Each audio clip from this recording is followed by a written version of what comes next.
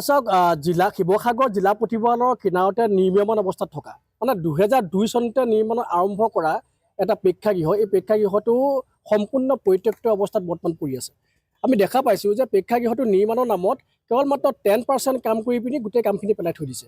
এইটো আচলতে চৰম দুৰ্ভাগ্যজনক কথা এটা, কাৰণ 2002 চনৰ আগতে ইয়াত এটা প্ৰেক্ষাগৃহৰ প্ৰয়োজনীয়তা অনুভৱ কৰিছিলে কাৰণেই হয়তো এই প্ৰজেক্টটো লোৱা হৈছিলে।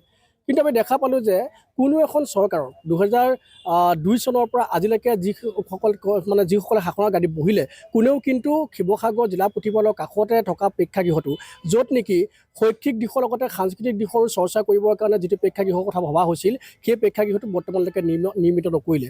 ইয়াৰ পৰা এটা কথা স্পষ্ট হয়, বৰ্তমান চৰকাৰখনেও আচলতে বৰ্তমান গ্ৰন্থ উৎসৱ হিচাপে পালন কৰি আছে, কিন্তু তেওঁলোকে এই বিষয়বিলাক কেতিয়াও গুৰুত্ব দিয়া নাই আৰু কোনেও এই কথাবিলাক গুৰুত্ব দিব নোখোজে।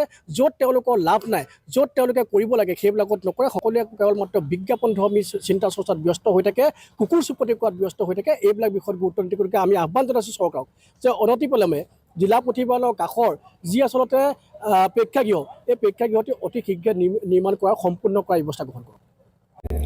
চৰকাৰখনে উন্নয়নমূলক কাম কাজৰ ঢাকঢোল বজাই থকাৰ সময়তে শিৱসাগৰ নগৰৰ মাজমজিয়াত জিলা পুথিভঁৰালটো একেবাৰে কাষতে আজি প্ৰায় 20-25টা বছৰে আচলতে এটা প্ৰেক্ষাগৃহ অনিৰ্মিতভাৱে ৰখি আছে, যিটো সঁচাকৈ শিক্ষিত সমাজখনৰ লগতে শিৱসাগৰৰ লগতে অসমখনৰ বাবে এটা দুৰ্ভাগ্যজনক বিষয়।